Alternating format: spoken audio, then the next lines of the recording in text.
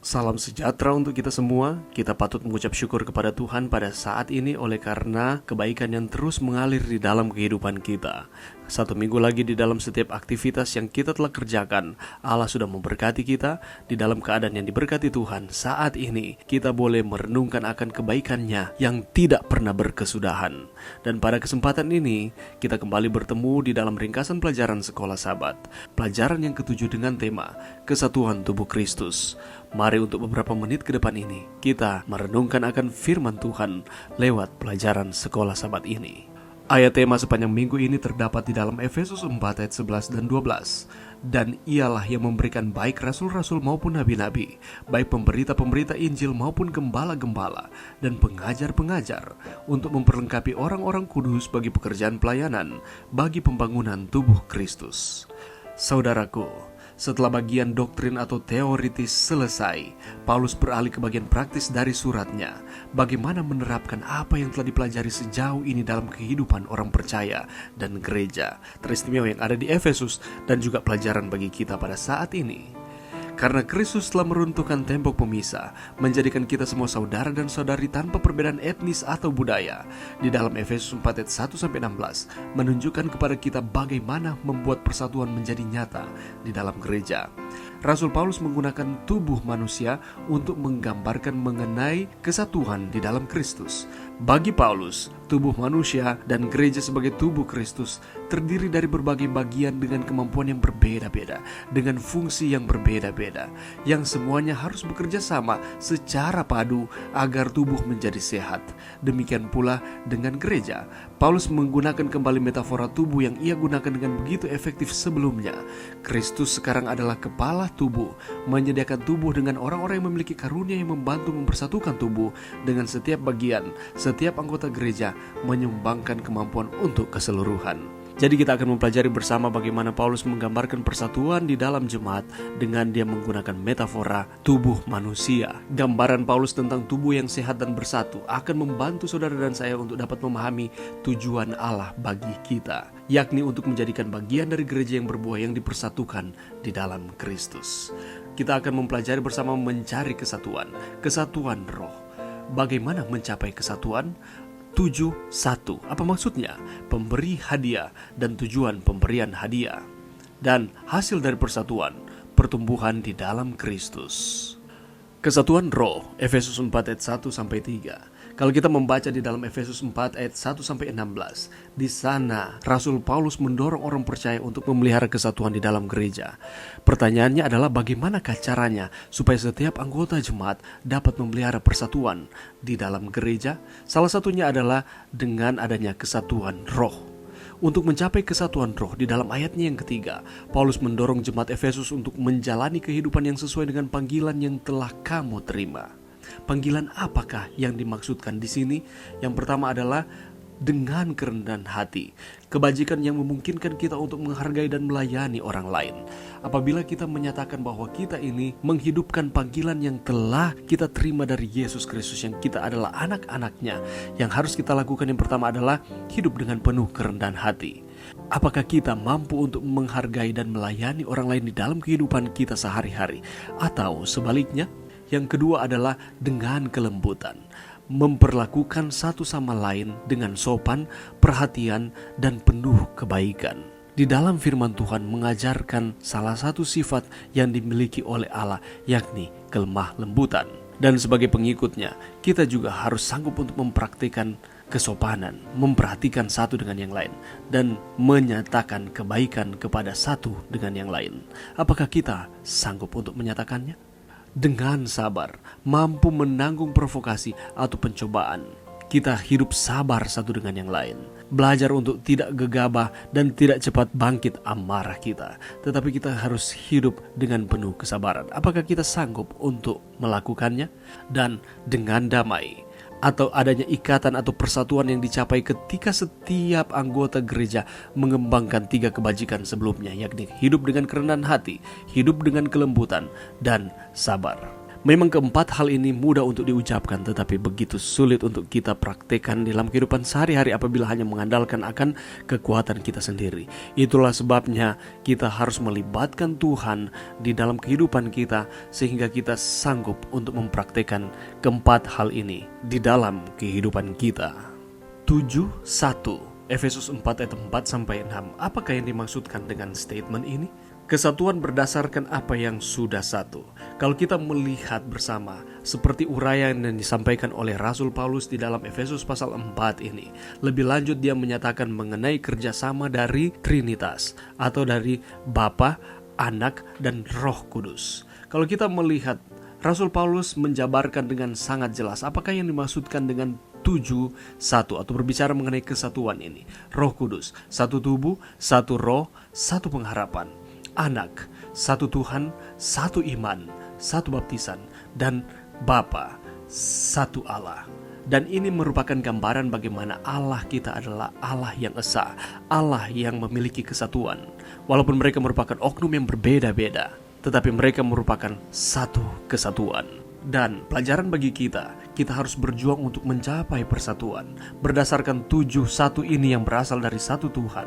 Misalnya, kita dipersatukan ketika kita memiliki satu iman di dalam Tuhan, dan bukan berbagai macam doktrin yang bahkan tidak sesuai dengan firman Tuhan yang membingungkan kita, atau kita menyembah satu Tuhan dan bukan beberapa Tuhan. Pelajaran bagi kita adalah kita harus mengakui bahwa kita harus ada persatuan, karena ini merupakan fakta rohani yang berakar pada 7 kata satu yang kita sudah lihat bersama. Dan selanjutnya adalah kesatuan ini menuntut semangat kita untuk memelihara dan menumbuhkannya. Oleh karena itu Allah merindukan kita umat-umatnya untuk menjalin persatuan di dalam jemaat. Tuhan ada dalam semua. Itu tidak berarti bahwa segala sesuatu adalah Allah, atau konsep panteisme bahwa segala sesuatu itu merupakan Allah atau ada Allah di dalamnya. Tetapi sebaliknya, melainkan Allah yang berdiam di dalam setiap orang melalui rohnya, dan Allah menginginkan persatuan terjadi di dalam umat-umatnya. Pemberi hadiah, Efesus 4 ayat 7-10. Rasul Paulus menggunakan interpretasi dari Mazmur 68 ayat 18 ketika dia menampilkan bahwa Yesus turun ke bumi untuk berperang melawan dosa. Kita tahu bersama bahwa anak Allah, dia rela datang ke dunia ini menjadi manusia, jadi sama seperti dengan kita.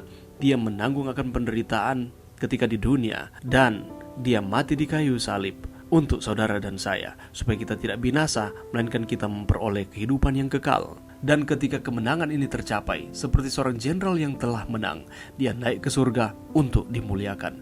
Yesus dimuliakan di antara penghuni sorga, oleh karena dia telah melakukan segala sesuatu untuk keselamatan manusia. Dia menerima penghormatan yang tertinggi, dia ditinggikan dan dimuliakan. Dan setelah ditinggikan, Yesus memberikan pemberian kepada manusia. Karunia-karunia ini mulai dicurahkan pada hari Pentakosta. Kita tahu bersama kalau kita membaca di dalam Kisah Para Rasul 2, di mana Allah mencurahkan Roh Kudus kepada masing-masing umat-umat Tuhan yang setia pada waktu itu. Sehingga mereka dengan karunia yang Allah telah berikan kepada mereka, mereka dapat menginjil, menyampaikan akan kabar baik kepada setiap orang yang mereka temui. Meskipun Roh Kudus memberikan karunia menurut kehendaknya, karunia ini diberikan kepada kita oleh kasih karunia menurut ukuran pemberian Kristus. Dan kita juga, saudara dan saya, diberikan karunia-karunia. Walaupun karunia-karunia tersebut berbeda-beda untuk setiap atau masing-masing kita. Walaupun karunia itu berbeda-beda, walaupun karunia yang diberikan ada yang sama maupun ada yang berbeda-beda, tujuannya adalah untuk menyatakan akan kasih Kristus, kabar baik keselamatan kepada setiap orang. Oleh karena itu, ketika Allah memberikan karunia bagi saudara dan saya, mari kita gunakan itu untuk kemuliaan Tuhan. Yesus adalah pemberi karunia. Oleh karena itu, tidak ada alasan bagi kita untuk tidak memuji dan memuliakan Tuhan di dalam kehidupan kita, karena Dia telah melakukan segala sesuatu bagi kita, dan Dia memperlengkapi kita dengan karunia-karunia untuk kemuliaan Allah. Tujuan pemberian hadiah, Efesus 4 ayat 11-13. Saudaraku, di dalam pelajaran kita ini, Paulus mengidentifikasi ada 4 kelompok orang yang menerima pemberian yang Yesus berikan. Yang pertama adalah rasul, yang kedua adalah nabi, yang ketiga adalah penginjil, dan yang keempat adalah gembala atau pengajar. Apa kesamaan mereka semua ini? Kalau kita lihat di dalam pelajaran kita ini, mereka adalah para pemimpin gereja, para pelayan yang akan membangun tubuh Kristus. Mereka bertanggung jawab untuk mencapai dan memelihara persatuan. Para pemimpin memiliki fungsi adalah supaya dapat memelihara kesatuan di dalam jemaat, bukan justru mereka yang menyebabkan perpecahan ataupun perselisihan. Dan lebih lanjut lagi, di dalam gereja di abad yang ke-21 ini, peran rasul dilakukan oleh pendeta yang melayani di tingkat yang lebih tinggi daripada gereja lokal. Kalau di dalam gereja Masehi Advent hari ke-7 ada uni, conference, dan divisi. Para penginjil adalah mereka yang didedikasikan khusus untuk berkhotbah. Para gembala, pengajar adalah mereka yang mengembalakan gereja-gereja lokal. Dan kita di dalam kesatuan tubuh Kristus memiliki fungsi dan peran kita masing-masing. Mari kita menjalankan peran sesuai dengan karunia yang Tuhan berikan kepada kita, sehingga kita akan melayani Tuhan dengan maksimal, karena Tuhan mengetahui kapasitas atau kemampuan kita masing-masing. Oleh karena itu, mari kita menjalankan peran kita dengan penuh tanggung jawab. Dan selain rasul, penginjil, dan gembala atau pengajar, ada juga nabi di sana. Dan bagaimanakah peran kenabian ini di dalam gereja Masehi Advent hari ke-7? Tuhan tidak meninggalkan kita tanpa karunia ini, yang saat ini memanifestasikan dirinya dalam karya Ellen White. Di dalam gereja kita mempercayai bahwa karunia nubuat yang diberikan di akhir zaman di dalam gereja kita diberikan melalui Mrs. White. Tulisan-tulisan roh nubuat bukan untuk mengganti otoritas ataupun keberadaan dari Alkitab atau firman Tuhan. Alkitab merupakan landasan yang fundamental di dalam iman kita, dan tulisan roh nubuat berjalan selaras dengan firman Tuhan. Allah memberikan karunia bagi masing-masing kita, dan juga kita memiliki peran masing-masing di dalam gereja. Tujuannya adalah supaya jemaat ini bersatu dan dapat menyampaikan akan kabar baik keselamatan kepada setiap orang. Pertumbuhan dalam Kristus, Efesus 4 ayat 14-16. Di sini Rasul Paulus menyatakan bagaimana supaya kita dapat bertumbuh di dalam Kristus. Ada bahaya yang dapat merusak persatuan. Apakah bahaya tersebut? Yang pertama adalah kurangnya pertumbuhan, tidak bertumbuh dengan maksimal di dalam kebenaran akan firman Allah. Itulah sebabnya Rasul Paulus menyatakan bahwa kita yang berada di dalam Kristus, kita bukan lagi anak-anak, tetapi kita harus mempelajari akan firman Tuhan. Tujuannya adalah supaya iman kerohanian kita dapat bertumbuh dengan baik di dalam Kristus. Apalagi bahaya yang dapat merusak persatuan, yakni penerimaan ajaran palsu atau diombang-ambingkan oleh gelombang. Di zaman Rasul Paulus, terlebih khusus di jemaat Efesus, ada banyak ajaran-ajaran palsu yang berusaha memasuki akan kepercayaan dari jemaat Efesus. Ada yang menolak, tetapi ada juga yang menerimanya. Itulah sebabnya Paulus menyatakan bahwa persatuan itu tidak akan tercapai apabila kita tidak mempelajari firman Tuhan dengan semestinya, dan kita menerima ajaran-ajaran yang tidak sesuai dengan firman Tuhan. Pada saat ini, kalaupun ada ajaran-ajaran palsu yang masuk di dalam jemaat, itu tujuannya adalah bukan untuk mempersatukan anggota-anggota jemaat, tetapi sebaliknya adalah untuk menciptakan perpecahan. Apa yang harus kita lakukan? Pelajari akan firman Tuhan. Apa yang dikatakan oleh firman Tuhan? Apakah ajaran tersebut sesuai dengan firman Tuhan atau tidak? Dan apabila tidak sesuai, janganlah kita menerima akan ajaran-ajaran tersebut. Dan yang ketiga adalah serigala rohani, kelicikan orang dalam rencana licik mereka. Dan jangan kita menerima akan ketiga hal ini, karena ini dapat merusak akan persatuan di dalam jemaat. Untuk menghindari bahaya-bahaya ini, kita harus berpegang teguh pada kebenaran dalam kasih dan berjuang untuk bertumbuh dalam Kristus setiap hari di dalam pengenalan kita akan Allah. Sebagai anggota jemaat Allah, yang harus kita lakukan juga adalah dengan berpaling dari pengajaran yang memecah belah yang terjadi di dalam jemaat. Apa yang harus kita lakukan?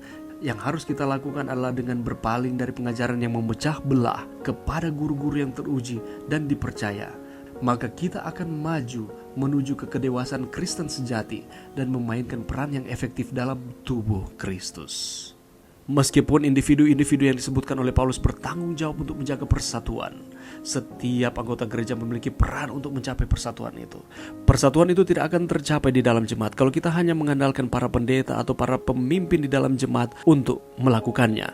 Tetapi yang harus kita lakukan adalah selain mereka melakukan akan peran mereka di dalam jemaat sebagai pemimpin, kita adalah bagian dari tubuh Kristus, harus berkontribusi. Kita harus menjadi aktif sesuai dengan kapasitas kita masing-masing, sehingga kita akan bersatu, kita akan bertumbuh bersama di dalam Kristus yang adalah merupakan kepala tubuh tersebut. Oleh karena itu mari kita bersatu di dalam jemaat, jangan ada perpecahan. Dan kalaupun mungkin sudah mulai timbul perpecahan di dalam jemaat, mari kita kembali kepada firman Tuhan. Mari kita menjaga kesatuan di dalam jemaat sesuai dengan peran yang Tuhan percayakan bagi masing-masing kita. Allah telah melakukan segala sesuatu bagi kita melalui anaknya Yesus Kristus. Demikian pula, mari kita menjaga akan persatuan ini. Karena Allah tidak mengindahkan perpecahan, tetapi adanya persatuan. Mari kita menggunakan setiap karunia yang dipercayakan Allah bagi masing-masing kita untuk kemajuan jemaat Tuhan.